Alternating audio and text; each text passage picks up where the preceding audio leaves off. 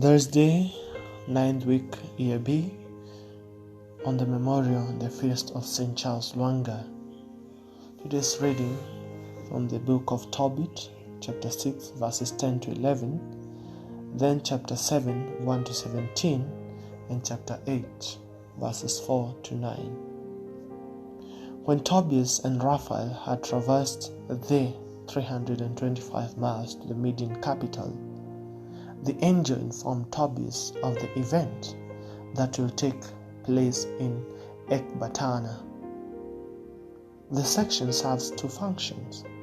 First, it allows Tobias to protest against the dangers of marrying Sarah, but then to accept Raphael's assurance of divine protection, because we remember Sarah is presumed to have been married to a demon, Desmolus, who is killing every man that comes in her life. This acceptance is remarkable since he does not know that his companion is an angel. Second, in this section, Tobias receives the instruction necessary to defeat the demon. When in our life God will set someone, we must realize that they are angels if they are guiding us in the right direction, even if we may not like what they are saying, and even if what they are saying may seem out of this world. The reference to this night emphasizes how swiftly the action will move and how imminent is the danger that Tobias may perish on his wedding night, because he thought he would be killed by the demon that had married Sarah. Raphael's repeated urging, "Listen to me, brother. Listen." There's always that person who tells you, "Listen to me, brother. Listen to me, sister. Listen to me, my friend." We are also called to be angels to others.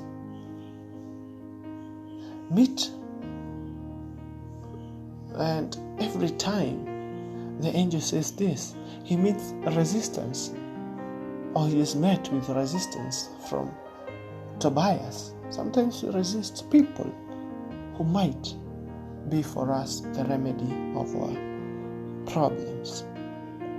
Tobias has heard about the fate of Sarah's previous husbands, and he is afraid the same will happen to him. Sometimes we don't want to walk a road because others have not made it through that road. But God has a different mission for us. After Raphael, a reassurance and the formulaic, "Fear not, do not fear, do not be afraid," typical of Epiphanius. Though Tobias does not perceive this as such, the young man acquiesces in what he has heard from Raphael. The angel uses several arguments. He responds to Tobias' concern that he will live to bury his parent. Chapter 4, verses 3 to 4. By recalling Tobit's other command that he marry a woman from his family, chapter 4, verses 12 to 13. In addition, the apparatus for an exorcism combined with earnest prayer will effect the couple's deliverance. Finally, without citing his source, Raphael assures Tobias that Sarah is the bride eternally destined for him. We too have what God has set aside for us. He sends people to direct us to that direction. But sometimes we refuse to follow that direction. We refuse to accept what God has ordained for us because of fear, because of arrogance, or such kind. So Tobias is told that Sarah, one whose husbands actually have died, is right there for Tobias as his destiny. Predestination is an aspect of the author's belief that God intervenes in human affairs, and he does. Though he has what he has kept for us, he does not force us into a destiny. We walk towards the destiny God has put for us.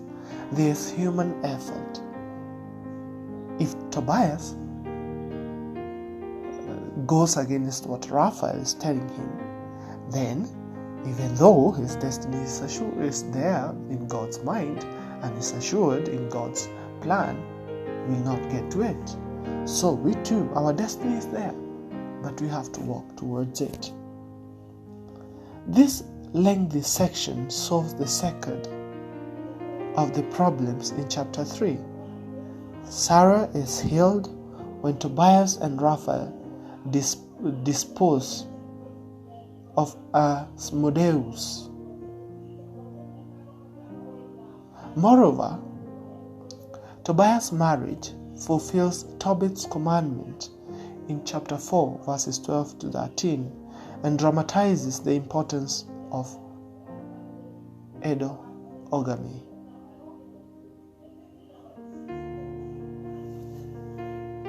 But it does not affirm it. Tobias and Raphael are welcomed.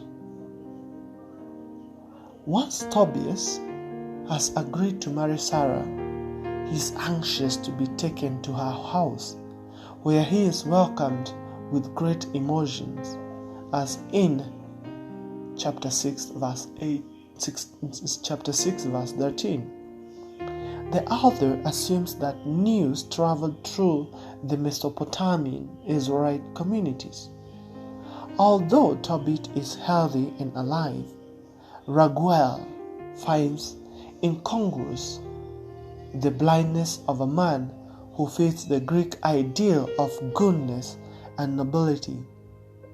The translator used the Greek term kalos and agathos, and epitomizes Israel's piety. He is righteous and does deeds of mercy. The wedding of Tobias and Sarah. Tobias wastes no time in reminding Raphael of his promise to arrange a marriage with Sarah. One did not discuss business before meals. Tobias' breach of etiquette underscores the urgency of the request. Sometimes when we are dealing with people who are undergoing a lot of stress, we must overlook protocol and all the etiquette and mannerism we may have set aside. When people are grieving and when people are feeling pain, they have no protocol. Their protocol is only love, and their protocol is only letting out what is in their heart. Raphael's role as marriage broker combines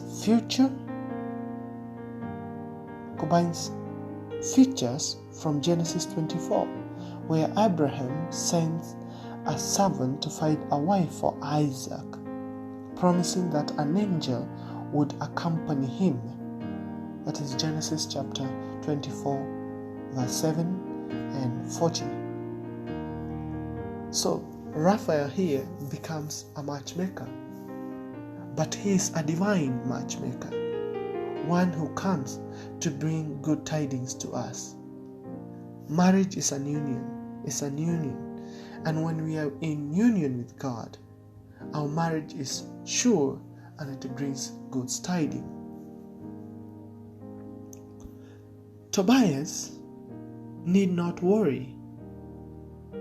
According to the law of Levirate marriage, he is the leading candidate for Sarah's hand, a fact emphasized by the reference to the law of Moses as in Deuteronomy chapter 25, verses 5 to 10. The author is concerned not with descendants of the first husband. The point of the Levirate law, but with Sarah's status as only child. Tobias 3, Tobias 3, verse 15. In this context, Raguel's willingness to tell the truth, that is, chapter 7, verse 10, is praiseworthy. The author's irony appears in Raguel's statement, "Eat, drink, be merry tonight, for there is no one else to take Sarah, my daughter, except you." That is in verse 10. It is an ad hoc reformulation of the familiar aphorism. Past events suggest that tomorrow Tobias will be dead because they think as the demon, as Deus, would kill him. But he had God's protection. When people think that bad things will happen to you and God is in protection, insofar as you believe in God's protection, God will never go against His word. We can only go against God's promise, but He can never go against His word. Tobiah's single-minded determination to marry Sarah contrasts with Raguel's vacillation between the assumption that Tobias will die like others and his hope that things will be different. See, there are people who come in life sarcastically and they tell you, we have seen people, they have associated with this and this person, but they all ended up frustrated. They all ended up dead. They all ended up failing. But that sarcasm only exists in people's mind, but cannot control the mind of God. If God has destined that He'll bless you, just walk in His way and reach to the destiny. Let the people tell you what they think. Let them give all kind of, I don't know what to call them. They want to make you believe in something. But if you are determined to do something, go for it. That determination, that will you have in yourself is from God. It's divine. And if you walk with it to the end, you will find the destination God has put for you. This hope in Tobias may reflect Raguel's evident ignorance of the demonic cause of the husband's death.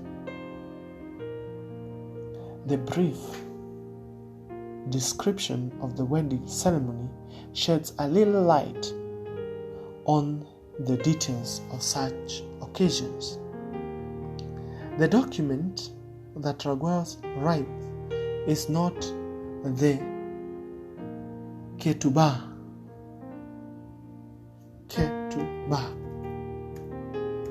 a marriage contract written by the bridegroom,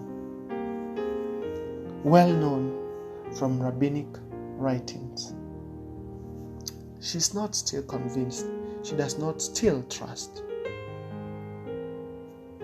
The wedding night and the healing joy. With the wedding ceremony and meal finished, the moment of truth has arrived.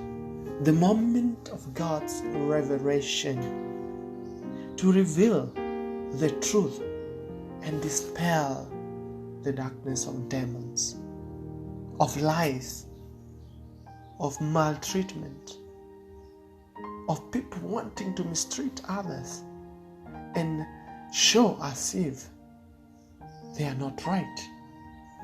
The Raguel's spirit. Will the marriage be consummated, or will another bridegroom die?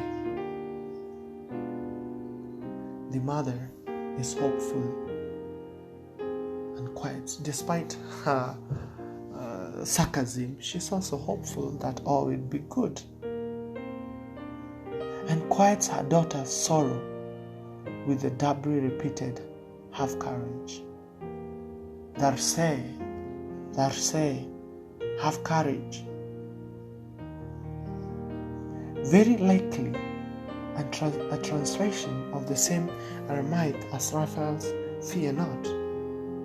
Darcy being a Greek, "fear not," or have courage. Have courage even when everybody is against you. Have courage, do not fear. Go for what you believe in, even when everybody is against what you believe in. Even when you think some people are taking up and want to use what you have, go for it. The first part of chapter 8, verse 4, appears to have originally been located after verse 17. The parents bring Tobias to the wedding chamber, and then they leave and shut the door. Whether the text ever described the demon entrance into the wedding chamber is uncertain. In any case, Tobias' magical ritual and the young couple's prayer stand in the same order as in Raphael's area description of chapter 6, verses 16 to 17. Sometimes there are things that come in our life, but we need to perform certain ritual to cleanse ourselves. Go for a retreat, go for a renewal, do something that will renew your spirit, that ritualization, and come out with a prayer. Maybe you could adapt the one in Tobit and tell God, God, this and this has been happening. Could there be a demon? Exorcise it, God. The idea that the stench of roasted fish organs, now many days ripe, could drive off a demon was surely intended as humorous, though it may reflect some actual rituals. So what is in Tobit could not have been something really tangible that was done. But Raphael used it as a way of making a joke that the stench.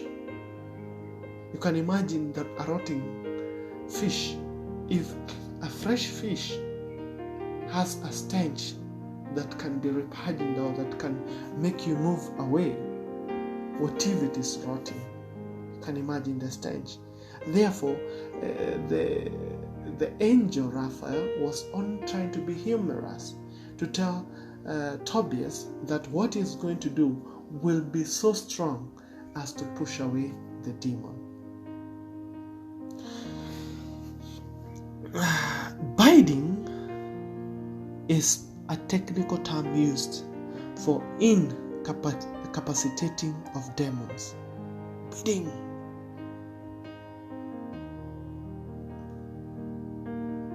The description recalls where Raphael binds Azariah hand and foot. Matthew chapter 22, verse 13. Asmodeus' banishment to Egypt suggests that Tobit was written in a place other than in Egypt. And the mention of Egypt would mean, yes, because this woman was in the slavery or was under the slavery of this demon. Sometimes we are put under the slavery of jealousness, because Asmodeus was jealous to these men who were marrying these women, and he ended up killing them. We also have the demon of jealousy, the demon of contempt or covetousness. Coveting. We are filled with that demon of coveting other people, property, wives, and everything. Therefore, we are in slavery. And therefore, sending to Egypt Asmodeus is saying that the children of Israel, a daughter of Israel, a son of Israel, has been saved from his slavery, as the children of Israel were saved from the slavery in Egypt, and the slave master has been sent to his land. The prayer of Tobias and Sarah is a functional equivalent of a magical ritual, though itself is not a magical ritual. They pray for mercy, Greek Elios, a technical term in Tobit for deliverance. See the commentator would talk about chapter 13 verses 1 to 2 about salvation, or Greek soteria. So this our brother Tobit and our sister Sarah have been taken away from their slavery under Asmodeus. They have already been saved from the demon, the slavery under that demon. So the prayer, which fits well with other liturgical elements in Tobit, is a petition for continued blessing. So let us keep on praying against the powers that surround us, that we may find that salvation, and that demon and the slave master will be sent back to their slave land. Perhaps the reference to the fish and the ritual go back to the older folkloric motifs that were earlier integrated into this story. Noteworthy in the prayer is the allusion to Genesis, not as reference to scripture, but as a reminder of God's will in creation. Holiness of God as in creation, goodness of God as in creation. Let us keep on every day let us call to God and ask Him, God, please, could you give us the goodness as you wished us when you created us? Even before we were formed in our mother's womb, you knew us. So from the beginning of the world, from the creation of the world, God knew that we would be born. Let us ask God every day, God, renew that goodness. Let me walk on the road to your destiny. The prayer's doxological character contrasts with Raguel's pessimistic assumption that Tobias will die. For readers, the digging of the grave is a ridiculous act of unfaith that parallels some of Tobit's action.